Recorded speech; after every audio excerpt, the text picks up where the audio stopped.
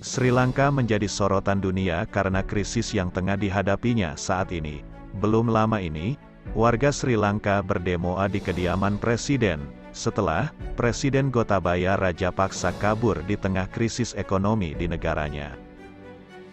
Namun, Sri Lanka bukan satu-satunya negara yang mengalami krisis ekonomi.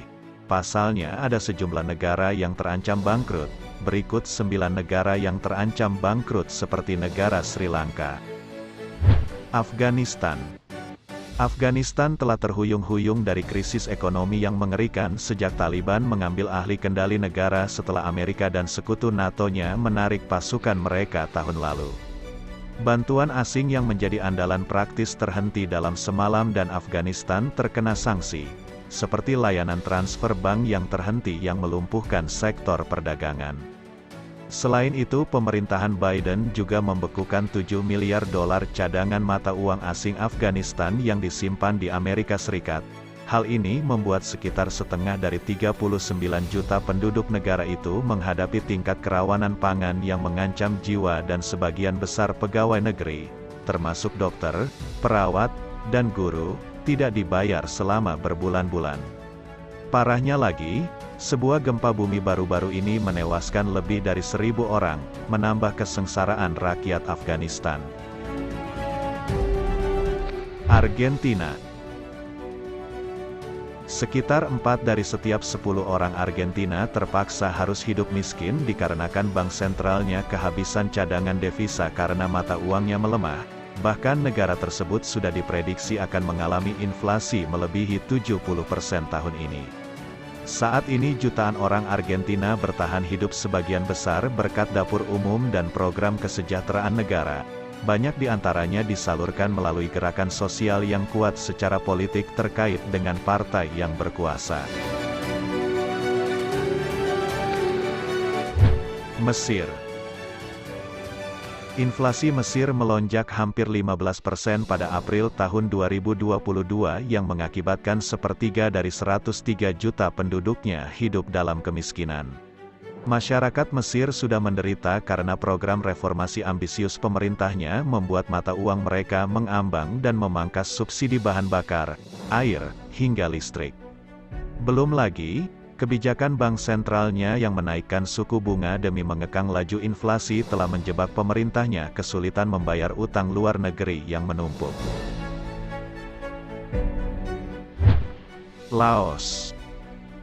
Negara kecil yang terkurung daratan di Asia Tenggara ini sebetulnya mencatat pertumbuhan ekonomi tercepat sebelum pandemi COVID-19 melanda. Tetapi, sejak pandemi, utangnya melompat persis seperti yang dialami Sri Lanka. Setali tiga uang, Laos juga terpaksa mengemis restrukturisasi utang bernilai miliaran dolar AS. Masalah semakin pelik karena menurut Bank Dunia, cadangan devisa Laos tersisa hanya kurang dari 2 bulan impor. Mata uangnya pun jatuh 30% yang memperburuk kesengsaraan negara itu. Lebanon. Seperti Sri Lanka, Lebanon juga menderita karena mata uangnya jatuh hingga 90%. Belum lagi, lonjakan inflasi, yang berakibat pada krisis pangan dan krisis energi. Lebanon menderita krisis ekonomi akibat perang saudara yang panjang, yang menghambat pemulihan negaranya dan disfungsi pemerintah, serta serangan teror. Lebih parahnya, Lebanon gagal membayar utang mereka senilai 90 miliar dolar. Rasio utangnya pun meningkat hingga mencapai 170% terhadap PDB. Bank Dunia mengatakan krisis ekonomi Lebanon menempati peringkat salah satu yang terburuk di dunia dalam lebih dari 150 tahun. Myanmar. Pandemi COVID-19 dan ketidakstabilan politik menghantam ekonomi Myanmar, terutama setelah aksi kudeta militer pada Februari tahun 2021 terhadap pemerintahan terpilih Aung San Suu Kyi. Myanmar pun dihujani sanksi dari negara barat, seperti penarikan bisnis secara besar-besaran. Kini kondisi ekonomi Myanmar diperkirakan telah terkontraksi minus 18% pada tahun lalu dan diperkirakan tidak tumbuh pada tahun ini. Lebih dari 700.000 orang melarikan diri atau diusir dari rumah mereka karena konflik bersenjata dan kekerasan politik yang terjadi. Hal ini tentunya membuat situasi di Myanmar semakin tak terkendali. Bahkan, Bank Dunia tak mengeluarkan proyeksi untuk Myanmar pada tahun 2022 sampai tahun 2024. Pakistan.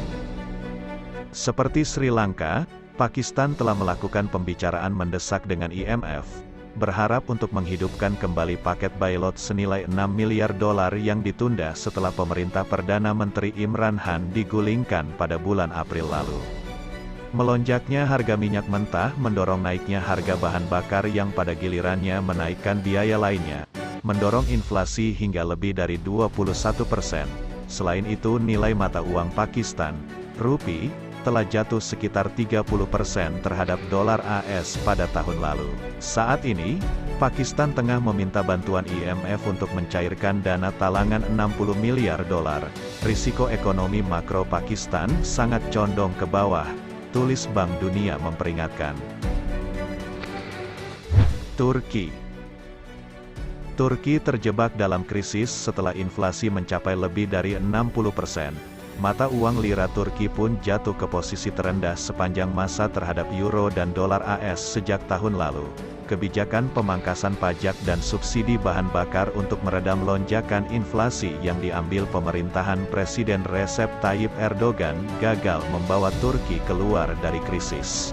Sementara, utang luar negeri Turki sudah menembus 54% dari PDB negaranya. Tingkat yang cukup mengkhawatirkan mengingat utang pemerintahnya mendominasi.